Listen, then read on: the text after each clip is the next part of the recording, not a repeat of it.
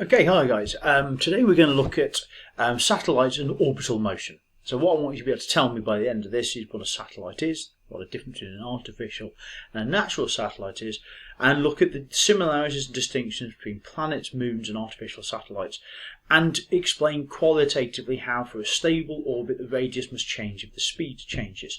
So to do that we need a little bit of revision of physics first. So let's go back to our mate Newton, because this is all his fault.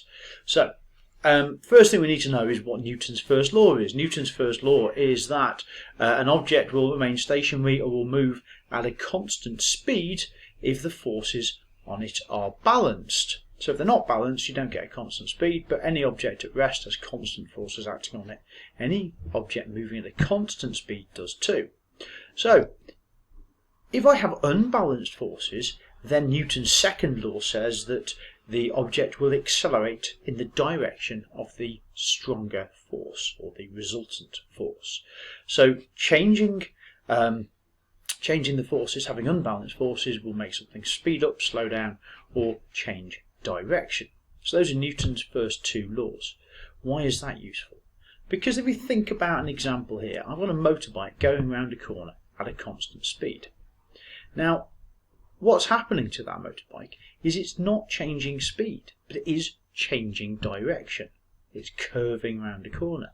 If it's changing direction, it must be subject to unbalanced forces. It must be accelerating. That's Newton's second law. It doesn't make sense that it's accelerating because its speed is constant, but it must be accelerating because it's changing direction, and acceleration is a vector. So, which way is that motorbike accelerating? Towards the inside of the bend or away from it? Well, actually it's accelerating towards it. So, that causes circular motion. Any object that moves in a circle must be accelerating towards the centre of that circle. Why? Well, that's because of F equals ma. Force is mass times acceleration. This equation is useful in Newton's second law as well. Right, why is that useful? Well, the mass of that motorbike is not changing.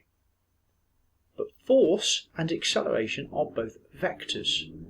So what that means is that the force pulling the motorcyclist inwards and the acceleration must be equal. They must be the same direction. Okay, so all circular motion must be caused by a force acting towards the centre of the circle. And that's what we call centripetal force. Now, centripetal force is an example of this. If you get a mass on a piece of string and you swing it around your head, then what happens is that ball is moving around. It's going at a constant speed in a circular direction. But it must be accelerating. It must be trying to accelerate towards the centre of that circle. And that is the centripetal force. The force is acting inwards. Now the bit of string you're hanging onto is then the reaction force, which is pulling your hand outwards. You can feel your hand being pulled outwards. When you think about that in terms of a planet and a moon, this is the gravitational attraction between the two. This is the attractive force pulling the moon towards the planet, but the planet will feel an attractive force moving outwards as well. But because planets are big and moons are small, we tend not to notice it too much. So that's centripetal force. What centripetal force is this idea of an object being continuously prevented from moving outwards in a straight line. If you let go of that ball on a string, it'll just fire off in the direction you let go of it, because suddenly the force inwards stops acting on it. So an example here is a washing machine. It spins clothes very, very quickly. The drum prevents the clothes being able to move outwards, so it acts as a force inwards towards the centre. But the water is not prevented, and that spins off in straight lines because it can. So that's centripetal force. Why is that useful? Because that will help us explain the orbit of planets around the sun. It will help us explain the orbit of satellites around a planet. So here's a couple of examples of centripetal force. Where's the force acting? Well, it's acting to the centre of the circle. So in the first example there, the force is acting inwards, which is a good job, otherwise they're flying off into space. And then the second one is pulling inwards again to the hub. So, what factors affect centripetal force? Well, if we give an example of this on a truck, things will affect it. Look at the size of the force arrow there. If I increase the speed, what do we notice about the arrow? It increases. So the greater the speed, the stronger the centripetal force. What about the mass of the truck? If I make the truck heavier, put more stuff in it, again, the heavier the truck, the greater the centripetal force as well, because the force is mass times the acceleration. So a higher speed, you've got a greater acceleration. The greater mass, you've got a greater acceleration. And if I increase the radius, you notice that the force gets smaller. So things on a very small radius have a much larger centripetal force. If you think about swinging that bit of string around, that bit of string with the ball around your head, if you make the ball heavier, there's a greater force. If you spin it faster, there's a greater force. If you decrease the radius, you can feel you've got a much greater force acting on it when it's moving much closer. And that's the same for satellites. So, why does it affect on mass? That's because mass is proportional to the force. Why does it affect speed and radius? Because the force is proportional to the acceleration, F equals m times a. So the greater the speed, the smaller the radius, the larger the centripetal force required. And if you want to get this straight in your head, just get a bit of string and spin a ball around and just see how it affects it when you make the radius smaller, when you make the speed faster, and then try different things. Do be careful with that. So, what is gravity? Well, gravity is an attractive force which between all things that have mass. Every mass has its own gravitational field. However, the bigger the object, the greater it is. So when you jump down out of an aeroplane and you're skydiving, you are being pulled down to Earth, but the Earth is being pulled up to you. But because it's much more massive, the distance it moves is infinitesimal. No, the Sun has got a much bigger gravitational field than the Earth, and it's much more massive. So what that means is we orbit around the Sun, not the other way around, and smaller things than us orbit around us. Okay, so the bigger the object, the stronger the gravitational field. The shorter the distance, the stronger the gravitational field.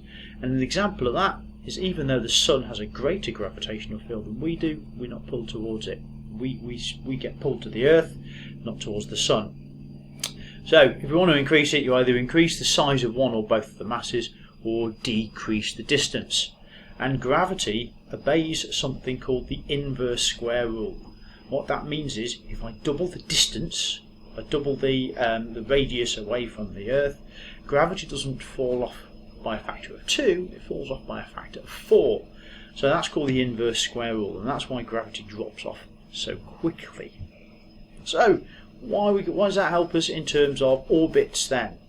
Well, gravity is a centripetal force, and planets orbit around stars because they are attracted to each other by gravity, and that gives us something called an orbit. The centripetal force required to keep a planet in circular motion depends on the mass of the planet, the radius of the planet, and the speed. Okay, but the gravitational force actually is based on the radius and the mass. So what that means is, for any specific radius, a planet must move at a specific speed to stay in orbit. I'll explain that in a little bit more detail. Okay, because a mass on a string is actually held there by the force on the string, you can spin it at any speed. But imagine that string broke above a certain tension. Well, that's how gravity works. Gravity only works at a certain strength based on the mass and the radius. So a planet moving faster than that would not orbit, it would just escape. Okay, and so centripetal force in space, if you look at the centripetal force of this planet here, if I increase the planet's speed, the centripetal force increases. But to do that, you'll notice that the radius has to increase, because otherwise, if I move a planet very fast, it will escape the gravitational attraction. So a fast-moving planet must be very close, slow-moving planets must be further away, and you have some data on your worksheet and some questions to do with this. If I change the mass, that also has an effect on the centripetal force, but you'll notice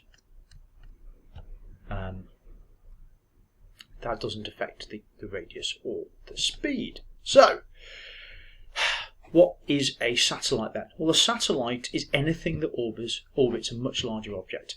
In practical terms for us, a satellite is something that orbits a planet. So a planet orbits a sun, a satellite orbits a planet.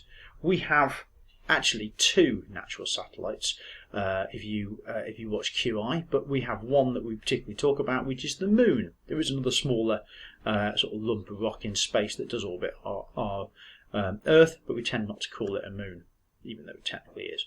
So the Moon is a natural satellite, and any object that orbits around a planet is a moon if it's sufficiently big.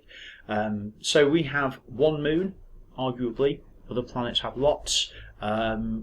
Jupiter's number keeps going up. It's in the 60s or 70s at this point, depending on who you read, based on the fact we keep finding new moons around Jupiter. But an artificial satellite is anything that's been put into orbit and made by humans. Okay, because it still orbits around the Earth. So why do they stay in orbit instead of falling back to the surface? That's because we've put them there at exactly the right speed. So let's look at that in terms of our mate Newton, because he was the first person to really think about this. Imagine, this is a thought experiment, imagine a mountain that was so tall that it was actually outside the Earth's atmosphere. What that means is that no air resistance acts on it, because air resistance will slow things down. You can't then have balanced forces, Newton's first law. So if I get this cannon and I fire it, it'll keep going until gravity pulls it down to the Earth, until the centripetal force pulls it downwards. If I fire it a bit faster, by putting more gunpowder in, if I give it a greater initial force, it will go further before it crashes. But what if I put exactly the right amount in? In theory, what would happen is it would keep going in a straight line because there's nothing there to slow it down, and it would keep accelerating around the centre because of centripetal force. If I put more gunpowder in, it'll just escape. That's what we call escape velocity, and that's how we manage to get things off planet Earth. We manage to fire them upwards fast enough that they are able to escape the Earth's gravitational field and launch them into space. So that was his idea, and that's effectively how it works. So let's imagine we make that a bit lower. If we would put that mountain a bit lower and we use the same amount of gunpowder and we fired it, what would happen there? Well, actually, it wouldn't move the same distance, because more gunpowder would be needed because it's much closer and the force inwards is greater. And that means you would need to be going at a much faster speed for it to be able to accelerate without crashing inwards. Okay, so that means that satellites at lower altitude need to move faster to stay into orbit. So finally, what are two types of satellites? Well, we have geostationary satellites. Geo means Earth, stationary means they don't move. And a geostationary satellite is plonked above the equator, and it makes one rotation every 24 hours. That's very useful if you want to look at, say, satellite navigation, or you want to look at satellite communication, because you can ping your signal up into space. It's going to hit the same satellite and get pinged down again. It's not moving relative to your location. We also have polar orbits. Now, polar orbits, they have much lower orbits, which means they can move faster than the Earth. And if they move constantly around like that, you can hopefully see that they cover a different part of the Earth at different points. And that means they can make several orbits in a day, covering the whole of the Earth's surface. These are useful for things like military applications and for mapping applications. So guys, that's it really. What is a satellite? We've got two types. You've got natural and you've got man-made, and they orbit around planets. Planets orbit around suns. Why? Because of centripetal force. So have a go at the questions. Any comments, queries or concerns, give us a shout at the usual address.